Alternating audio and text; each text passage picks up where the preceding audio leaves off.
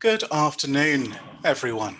Happy Friday, and a very special welcome to this Plague edition of EGX Resd, which has risen from the ashes of the national quarantine as Resd Digital. I am Nate Crowley. I'm the reviews editor for Rock Paper Shotgun, but I'm also something of an academic. I'm something of a seeker of truth. And I have a very particular and very serious field of study, one potential existential importance to mankind.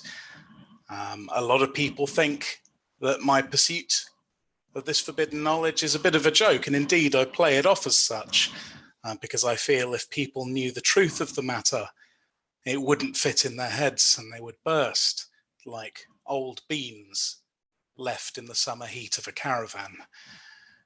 Because my field of study is the entity known as Jason Statham. And we're going to look a lot into what Jason Statham is over the next 45 minutes. And we're going to come at it through a particular angle.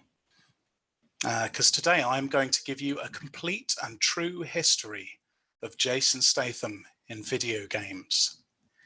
You might ask, why video games? That seems a bit of a esoteric and frivolous subject.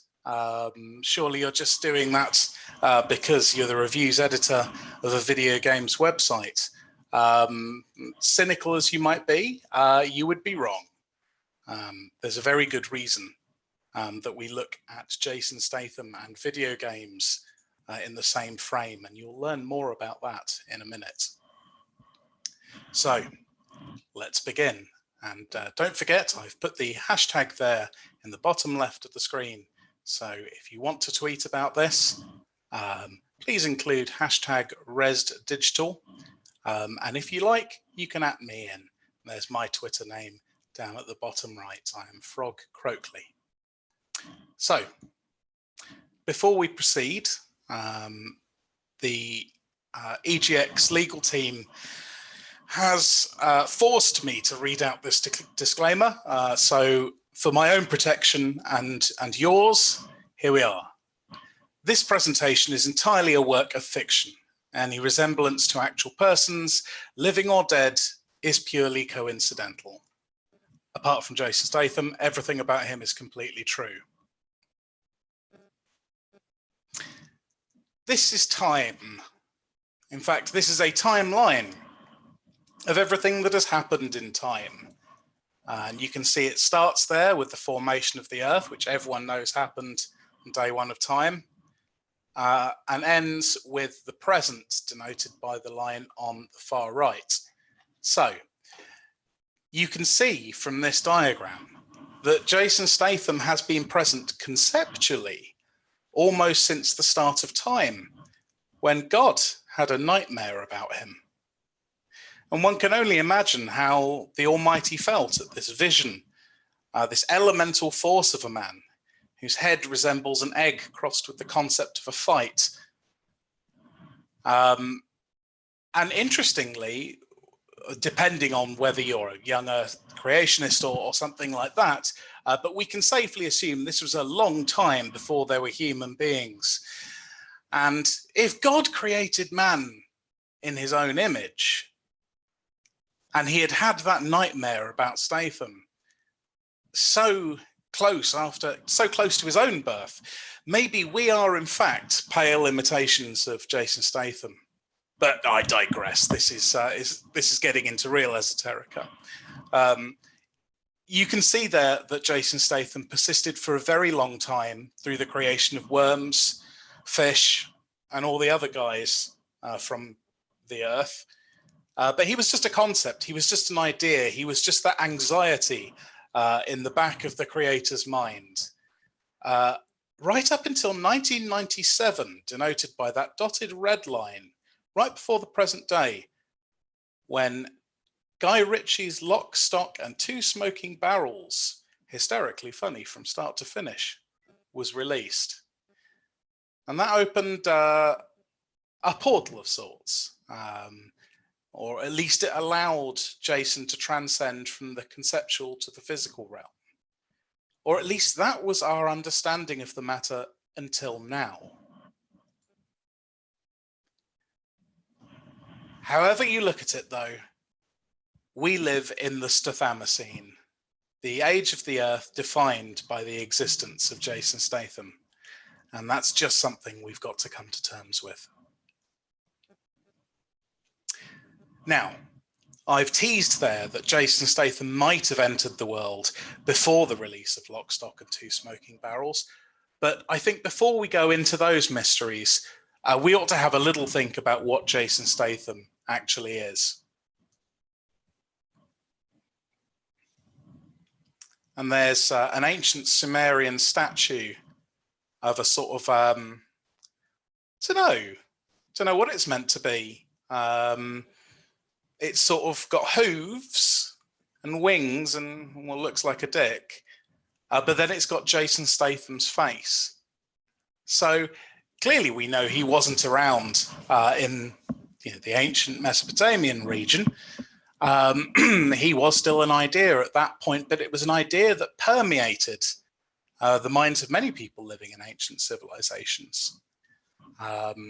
Almost like he was something waiting to happen. And indeed, it was Einstein who said, if Jason Statham did not exist, it would be necessary to invent him.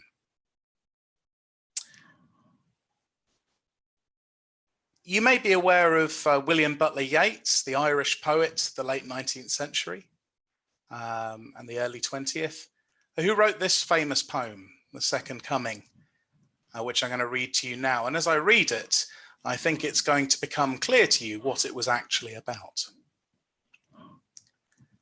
The Second Coming. Hardly are those words out when a vast image out of Spiritus Mundi troubles my sight. Somewhere in sands of the desert, a shape with lion body and the head of a man, a gaze blank and pitiless as the sun, is moving its slow thighs while all around it reel shadows of the indignant desert birds. The darkness drops again, but now I know that 20 centuries of stony sleep were vexed to nightmare by a rocking cradle. And what rough beast, its hour come round at last, slouches towards Bethlehem to be born. #ResDigital. Well, I'll give you one guess. A vast image out of Spiritus Mundi. He was talking there about the collective unconscious of mankind. And a shape with a lion body and the head of a man. It's not too unlike the winged stone cow with a penis we saw just now. Yes, that's right. What rough beast? Jason Statham. So now we're going to get into the mysteries of Jason's creation. Oh, that's a tongue twister. Jason Statham's creation.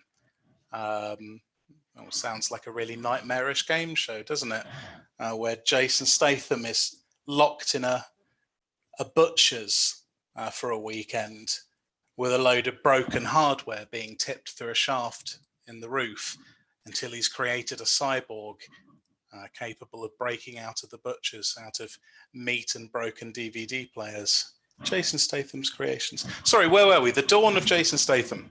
And we begin in the year 1967. Now, I mentioned that Jason Statham and video games were intrinsically connected. And indeed, their lives have been parallel because Jason Statham was born in 1967. Now, the concept of Jason Statham didn't become material until Lock, Stock and Two Smoking Barrels. But the human being, Jason Statham, was born in 1967. It's a very difficult thing to conceptualize, but just bear with me. And something else happened in 1967 as well. The very first video games console. And this is the brown box, which is, I think it's kept in some sort of cellar in America now. It didn't have the catchiest name. Brown box, though, was catchier than TV Game Unit Number 7, which was its working title. And you can see the man himself, Ralph H. Baer, has signed it with a silver Sharpie. Now, the brown box only had one game, or so the record goes. It was called Pursuit, and it was a simple affair where two dots could chase each other around a screen. But recent examination of the prototype held in said American basement has revealed that the brown box had a second hidden game. And it was simply called He's Coming. The game was only a blank screen, and it flashed once when the controls were touched before deleting itself almost without trace from the memory of the console. And at that moment, in Derbyshire, over the other side of the Atlantic, Jason Statham was born. So, make of that what you will. Let's talk about Jason's early life. So, Jason, if you're into horoscopes and things like that, was born under the sign of Leo.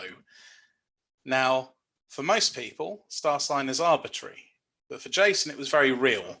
At the moment of his birth, every lion in a 100-mile radius immediately died of anxiety. And like a spider or some sorts of god, he was born identical to his current form, only with a much smaller head, which will continue to grow until the universe ends. And that's a picture of a newborn Jason Statham there. He had a suit and a gun when he was born as well. And he immediately robbed the midwife.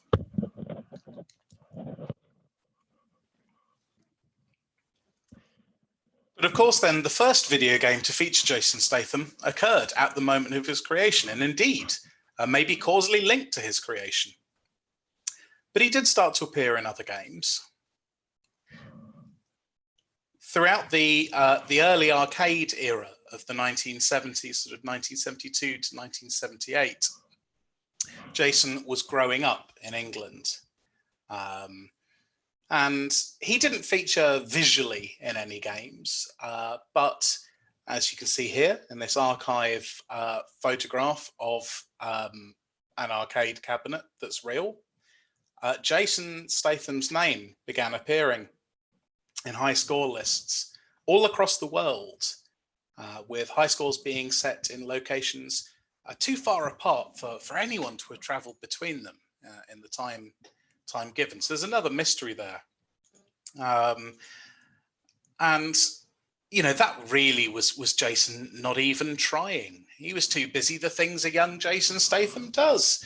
He was doing kung fu, kickboxing, karate boxing, kick fu.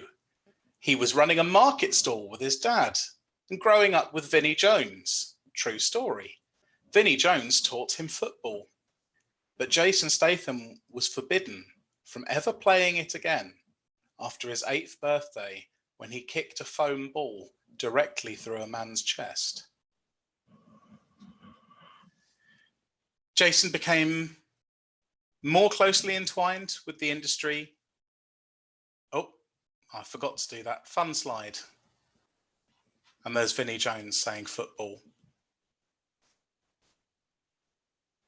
Jason became more entwined with the industry in the 90s, but there's a period in between from the so-called video game crash of 1983, where the bottom fell out of the home entertainment market, through to 1990, where we simply don't know much about what Jason was doing. I'd like to take you back to July the 25th, 1983. On that night, and you can look this up, strange green lights were seen flashing on the Jovian moon of Io. A moon, for those of you who don't know, is essentially like a vast fruit made of rock that spins rapidly around a planet. And Io is one of Jupiter's. To this day, no one really knows what that strange flashing light was. But it coincides with two things. One was Atari's ET game being recalled and having loads and loads of copies buried in the desert in a classic bit of video gaming folklore. And the other thing that happened was Jason Statham turned 16. And of course, that was the night he underwent the occult coming of age ceremony, in which, having grown up in Derbyshire, he became a cockney. It's a very secretive ritual. It's very closely guarded. I can't say for sure what happened, but I can say this. Jason Statham flew under his own power to Jupiter's moon of Io, where he had a fist fight with E.T. and killed him with his hands in a strangle. And that's why E.T. was recalled and buried in the desert, because Jason Statham had killed the actual alien man, E.T., and no one could bear the shame of having. The game was really, really good. It just would have been sad to have it around. But that's what happened, because we all know E.T. lives in space, and a strange thing happened in space. Jason Statham turned 16. You know, it's not hard to put these dots together. No, I've absolutely no idea what this slide was about. This is a level from Mario, or at least from one rogue copy, which appears from time to time, supposedly with corrupted data. But if you play through the underground areas, sometimes you will see a huge figure, which is very pixelated, but is just about identifiable as a sort of a low-res, shirtless Statham looming in the darkness at the back of the underground. That is the only evidence I can find in the early 1980s for the appearance of Jason Statham, or the only pictorial evidence anyway, because there is, of course, a lot of anecdotal stuff floating around. For example, I mean, it's hard to separate what actually happened from artifacts of modern hysteria without having pictorial proof like this. But for example, many swear that if one flew far enough away from the play area in 1985's Helicopter Squad, a colossal figure resembling Statham would rise from the sand like one of the big earthworms from Dune to consume the player's helicopter. But again, that can't be verified.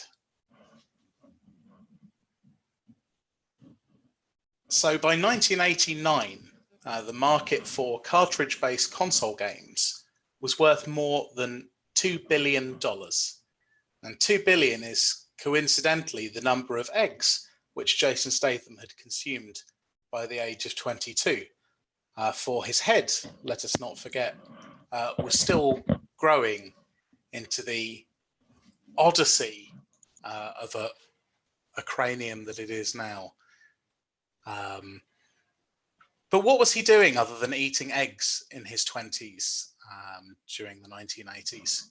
Well, we do have one more bit of evidence, which was this, intercepted by the SETI program, the Search for Extraterrestrial Intelligence.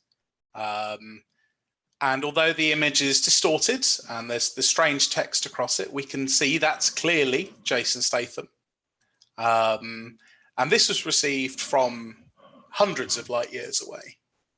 So Jason was clearly disappointed that earthly technology couldn't yet represent the concept he was to embody, his splendor, and so went to more advanced alien cultures to feature in their games instead. And linguists like the ones in the film Contact have worked for, not Contact, what was that good one with the big squids from last year?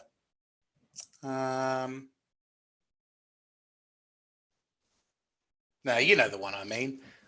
Anyway, those kind of alien linguists, they're short of work, so you know they'll take any job you give them.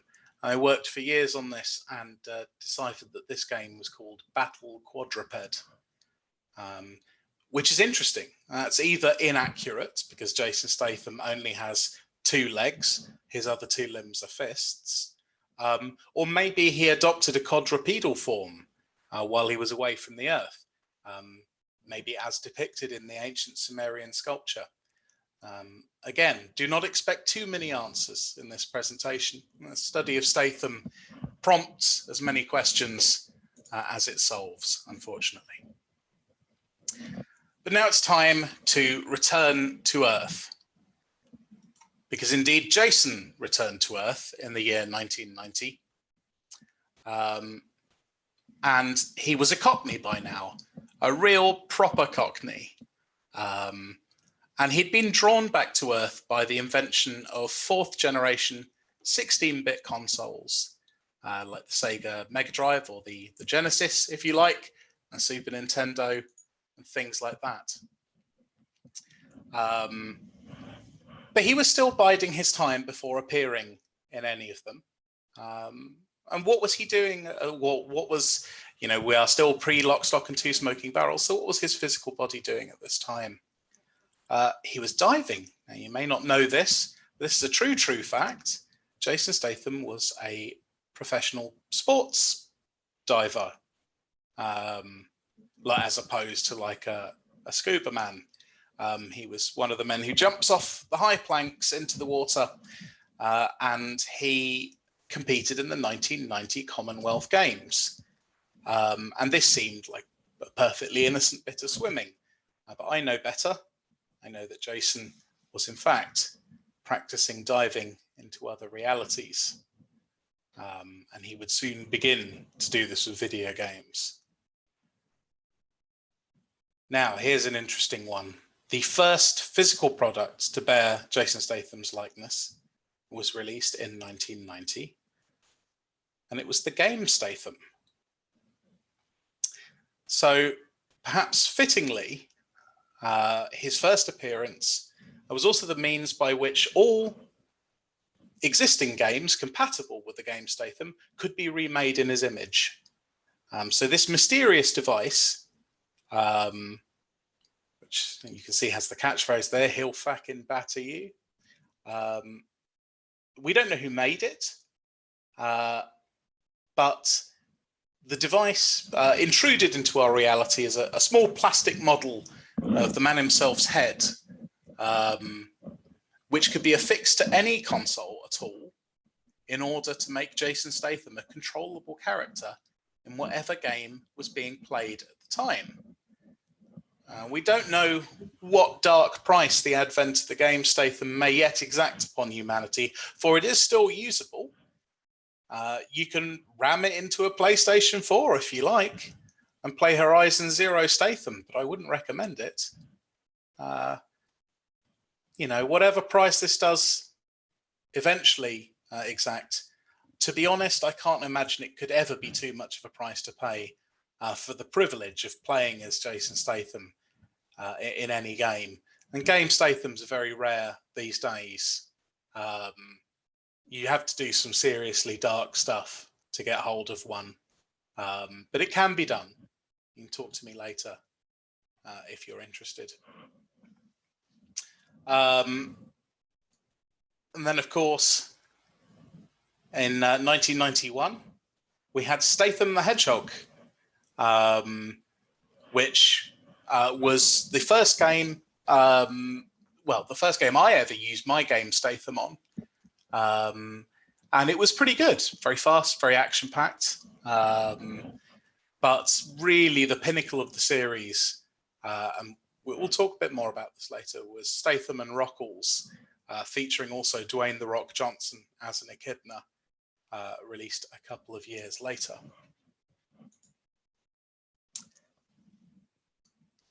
We're going to pause now for a little bit of crustacean ASMR, because I know that everything's, this is all quite heavy intellectual content. There's a lot to get your head round. You know, we've had a lot to get our heads around recently. This awful disease, being stuck in our homes, it's a very stressful time. I don't want to stress you out too much by overburdening you with Statham information.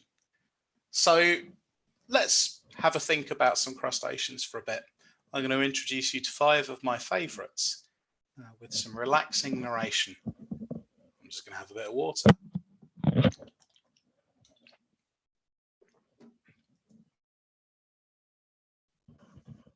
Crustaceans. They're hard of body and soft of heart, and here are 5 of the best.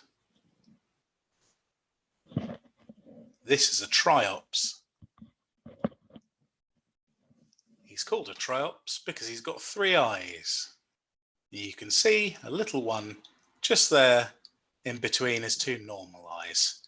When I say normal, they look like kidney beans that have gotten really depressed, but they're normal for him. You can see his whiskery bits, and he's got a sort of, don't know, like a grim old telephone cord for a tail, and then some sort of toothbrush bits where his bum is. Triops are really good. They start off as tiny little eggs which can blow around in the desert for years, totally desiccated, before landing in a pool, and then the rain comes and they hatch and they grow very rapidly into these beautiful boys. Oh, hello. This is an isopod. He's a giant isopod from the deep sea. And they live down where it's mega dark, and they just sort of eat meat, really. They're really fond of them in Japan. I went to Japan last year and I got my daughter a plush isopod because I actually think they're quite cute. If you want to get miserable, there's a video on YouTube of someone trying to make sashimi from one, but it's just got a sort of an unappetizing grey slurry inside. Actually, I don't recommend you watch that at all. It's really upsetting. Ah, yes. This is potentially my favourite crustacean of all, the coconut crab, or Burgess latro. Actually, I always say Burgess latro to make it sound fancier, but it's pronounced burgers. That's the thing I love most about this crab. Its Latin name is just burgers. Look, he looks a bit like a burger, really. Only if burgers only had 1 bun on the top, and then the rest was a giant furious crab. These, I mean, these are just a cracking bit of kit. These are. If you want an idea of how big that is, imagine a bin, and imagine you were trying to put that in a bin. Well, it wouldn't have any of it. It could stop you. It could just stretch its arms out and just refuse to go in the bin because it's huge. It's interesting. It's actually related to hermit crabs. I've got some hermit crabs, and they're a bit like tiny ones of that. Only, of course, hermit crabs have got soft bums, which they have to hide in other creatures' shells. But this coconut crab is essentially a hermit crab that's got so huge and brutal that its bum's hardened up, and it doesn't need anyone's shell. Not that there are any shells big enough to house it anyway. It's a colossus. They like eating dog food. But I'll tell you someone who likes eating cat food.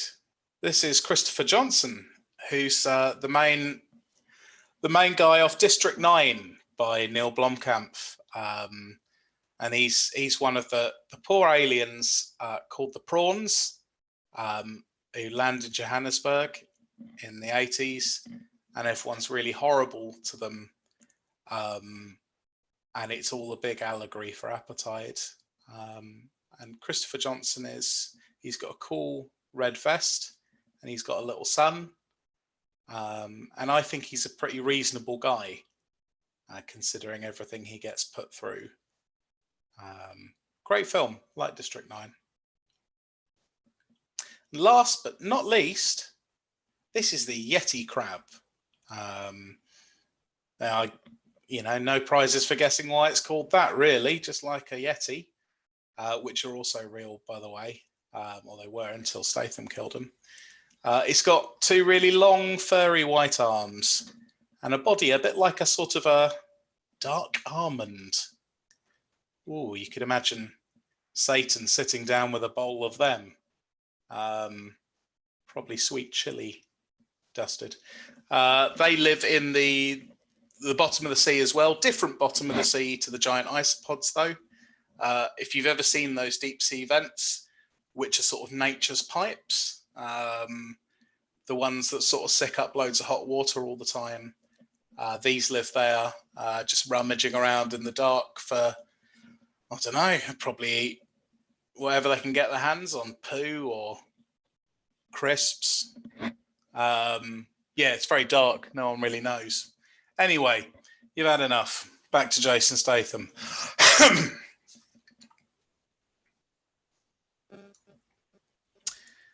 We now get to the period known as the second intermediary period.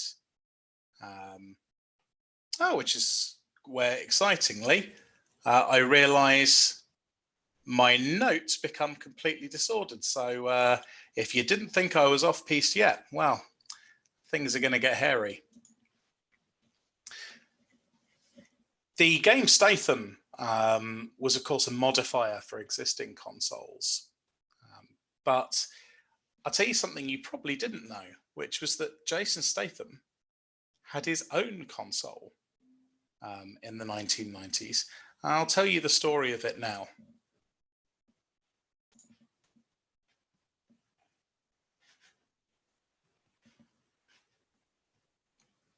Ah, right. Okay. No, my notes are fine. False alarm. So, this is from 1994. And that's Jason Statham. Because it wasn't just Commonwealth Games diving that was his fun little sideline in the 90s. He was also a sexy dancer in dance music videos. And this is him in the video to Run to the Sun by Erasure. And he sort of gyrated metallically in the background with his abs like Toblerones wrapped in Parma ham, with that very serious expression. But what not a lot of people know is that that wasn't paint on his body. He had actually temporarily had his consciousness transferred to an iron form, but then its fragility disappointed him and he cast it aside. But for this period, he was a man of steel. And then he discarded physical form altogether for a little while. And you'll remember that we're getting up to lock stock. So this was his, you know, this was the time when he was coalescing into the unified concept of Statham we knew today. And this was the last time he was known to be in a physical form.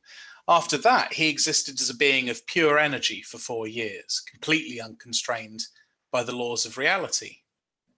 And so while games in the early 90s were just beginning to muck around with the third dimension, Jason had already mastered the fourth and more besides.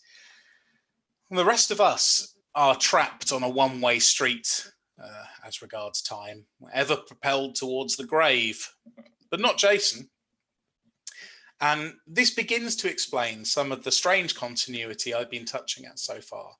You know, how he was born as an adult with a tiny head, you know, how he appeared with a normal size head in games while he was still growing up.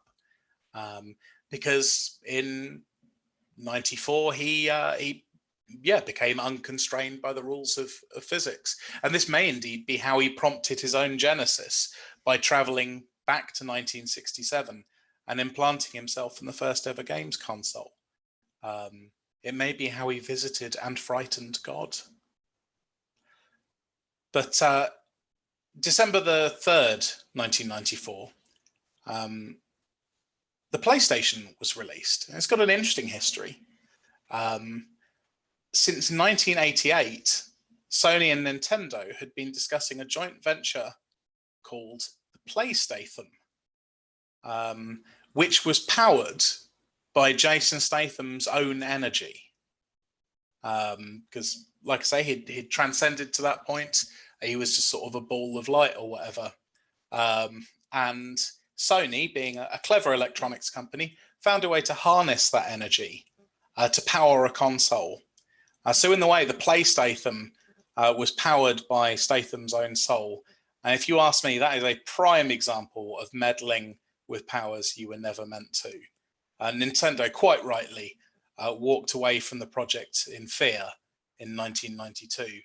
And the PlayStation that was eventually released was a much more risk-averse version of the console, with all of the sort of occult soul power taken away from it. And we can only be thankful for that. But after this point, because Jason Statham exists as energy now, he starts appearing in a lot of games. So in 1995, he featured as the antagonist in dungeon adventure Stabyrinth, where he lurked at the heart of a big maze with a Stanley knife and then stabbed you. 1996 saw the release of Super Statham for the Super Nintendo, where you sort of hammered the controller's yellow button to make Jason Statham run faster and faster at the screen until your heart stopped in terror. PC games, of course, Rock, Paper, Shotgun's specialty subject, well, because it's all we cover. PC games give the living threat himself plenty of airtime. 1997's Inner Statham portrayed him as a doctor who treated patients by shrinking himself and beating the shit out of viruses, while 1999's Rubik's Cube with Jason Statham offered a pretty straight-laced simulation of the classic puzzle, with the difference that Jason would occasionally help the player by threatening squares on the Rubik's Cube into changing colour. But of course, Stathamagotchi was the real craze, a virtual pet toy which contained an LCD representation of Statham himself in a state of total apoplexy due to his imprisonment in a small plastic egg. And it's interesting, actually, doing the paper trail as to what happened after the collapse of the PlayStation project. It may be that Sony sold on copies of Jason Statham's soul to the makers of the Stathamagotchi. So if you've still got one of those and you've forgotten about it for years, the chances are the battery is probably still on and Jason's still in there and it's his actual soul and he's furious. I can only imagine that soon he'll begin to track these down so he can reassemble his full soul. I recommend that you throw it into a volcano before then.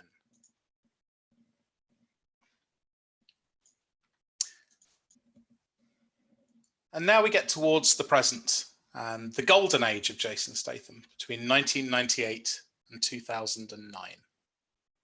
So Jason's career went into overdrive at this point. This is when things got really serious. And of course, it all started with this man, Guy Ritchie. And you remember from the timeline at the start, Jason came back into our world. Sorry, not in 1997, 1998. Well, I should know that. Where Guy Ritchie trapped his soul in a haunted gun, fired it at a canister containing the final cut of Lock, Stock, As It Was, and Jason appeared in the film as the character Bacon. And thus bound, he was forced to come to the film's premiere, where Guy Ritchie imprisoned him within a net and forced him to appear in several more films. And an interesting couple of parallels. One, Jason Statham was 31 when Lock, Stock came out, which is 2 years older than Christ. Secondly, it's interesting to know that Dwayne "The Rock" Johnson, after entering pro wrestling in 1995, rapidly began developing fame and mass both, and in 1998 won the WWF Championship, gaining a vast amount of energy from the mystical belt. there are some who theorize that Dwayne "The Rock" Johnson was put on Earth as a sort of counterbalance to Statham. And if that's the case, it's just interesting to note that he had his ascent at just the same time. But cast your mind back to 1998, and Lock, Stock is out, and video game fans are astonished because this vision of theirs, this eerie, thumb-headed brute who's been haunting all of their games, this elemental force, finally has an anchor in reality. You know, you go to the movies and there's Statham on the screen, who's been in your games. It's like seeing a character from your childhood nightmares show up at work and be introduced as your line manager. It's a lot to deal with. But yeah, Jason went absolutely wild from that point. After Lock, Stock, he did 22 films within this period of the 2000s, including Snatch in 2000, The Transporter in 2002, Crank from 2006, and of course, Death Race in 2008. But I'll tell you something you might not know. Jason Statham doesn't actually know that he's appearing in films at all. Since Guy Ritchie trapped him in that net, he just started unleashing him on film sets, or even just breaking into his house with cameras and sort of goading him out into the street through a load of stunts. And Jason gets very confused because he thinks he's just doing his normal life. He doesn't realize it's entertainment. It's a bit like a sort of a trapped bear in Elizabethan theatre. But yeah, games also portrayed Statham. Oh, there's all his films. Games portrayed Statham a lot during this period. There was, of course, the Fist series of mystery games, which chronicled his struggle to understand and master the concept of rage while trapped on an island. And then there was the fantastic Jason Statham's Art Attack, which featured his mystical quest to climb into every single painting in the National Gallery and fight the occupants. So the 2000s ended with Crank High Voltage, a literal nightmare captured digitally. And the much touted video game-like sequences in that film, if you had the misfortune to see it, were not special effects. They were actually Jason Statham's memories of being in games captured on film. And there's a shot from Crank to High Voltage. Yeah, that really is a shot from the film. There is a sequence where Jason Statham becomes a giant rubbery caricature of himself and sort of has a weird kaiju battle. I wish I was making this bit up, but that's actually true. It does me in. And that was the end of the Golden Age. And then, of course, we get onto the Mega Golden Age. And you might say that Mega Golden Age isn't an established term, but then you clearly don't know about the existence of Mega Gold, do you? The most brutal of all the elements, which Jason himself invented. And he's got a single tooth made of Mega Gold, which can eat food that isn't even in his mouth. It's amazing. In 2010, the release of Aliens vs. Statham kickstarted the star's long-running association with Ridley Scott's beloved sci-fi franchise. And most recently culminated in the 2015 survival horror blockbuster, Statham Isolation. And there's a little Statham coming out of a big Statham's mouth, just like happened in the game. Very frightening, involved a lot of hiding in wardrobes while he sort of stamped around growling cockney threats. In recent years, representations of the Stath have proliferated into every conceivable genre and platform. The 2013 mobile game Flappy Statham starred a small cartoon version of Jason hurtling through a wilderness of pipes with arms windmilling angrily to keep him aloft. While Jason Statham's VR Tarot was a 2016 fortune-telling sim where every card bore his face and prompted a terrifying chase sequence. And meanwhile, controversy was courted with the release of the StathNav, a seemingly harmless navigation app for drivers, which in the summer of 2017 began posing riddles in Statham's voice and steering people's cars into ditches if they couldn't answer quickly enough. He did, of course, recently star in the film The Meg, which is about an ancient, near unkillable monster thought long extinct, and a big shark. And then, of course, he dashed the hopes of millions who hoped that Dwayne "The Rock" Johnson would eventually vanquish him by teaming up with him in the film Hobbs and Shaw, which came out at the end of last year. I've only just realised what I thought was a shot of the film poster is actually Hobbs and Shaw, the visual novel, which you may not know, was released at the same time as the movie. I haven't had time to play it. I think Sin Vega, one of our staff writers, really enjoyed it. So there are still games being made about him. But that takes us to the present. And obviously, as you can see, there's a lot of unanswered questions. There's a lot of anxiety about just where Jason will go now. Now that the Rock's no longer in a position to challenge him. Now he's got complete mastery over the digital form. All records have now been covered up of Jason's involvement in any video games. So, you know, when you saw this presentation advertised, you might have thought I wouldn't have much to say, because if you go on Wikipedia, Jason's, or IMDb, sorry, Jason's game credits are minimal indeed.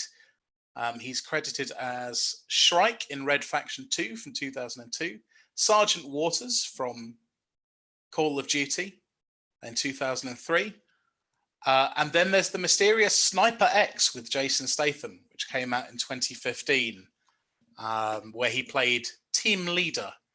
But I'm afraid I don't know anything more about that game. I don't think I want to know anymore. I think that ties up the loose ends. You know the truth now, or at least some of it. It's a power, and it's also a burden. Can we draw any conclusions from this lecture? Probably not. But we can at least make some kind of summation of Jason Statham's contribution to video games, and indeed to wider culture. At a reasonable estimate, Shakespeare, or the committee of people supposedly sharing the name Shakespeare, depending on who you believe, only wrote 38 plays. And that explains why I've had a massive picture of Shakespeare and the number 38 up for a couple of minutes, because I put the slide up early. That's quite a lot of plays. He's generally regarded as being fairly prolific. But Jason Statham has made 44 films, which is more, and therefore he's better at art. He's done millions of games as well. I mean, I've only just touched on the volume today. So I think we can all agree Jason Statham's had a massive impact on all areas of culture. So that only leads me to ask, any questions?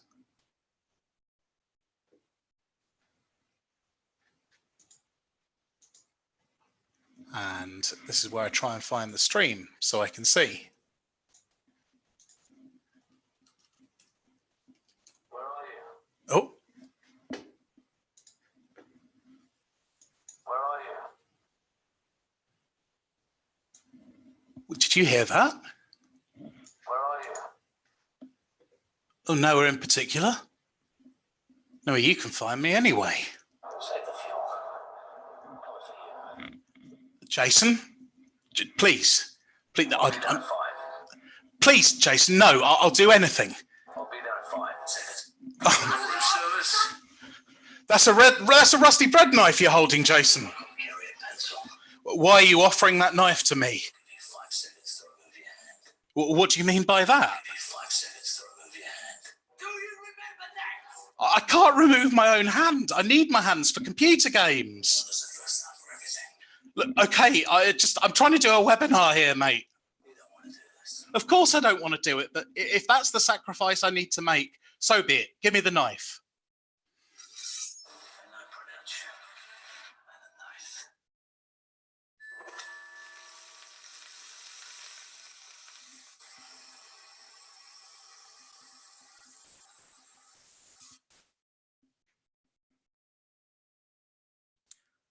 Are they, citizens? Unfortunately, Nate has died from blood loss, having sawn off his own hand at Jason Statham's command. So it is up to I, Ghostus, to say thank you and farewell. I hope you enjoyed this extremely well prepared and coherent presentation, which wasn't at all weird to deliver in an empty, barren office in my new house.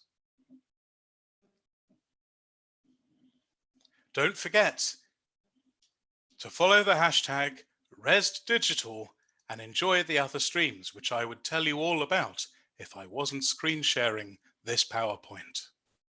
Farewell!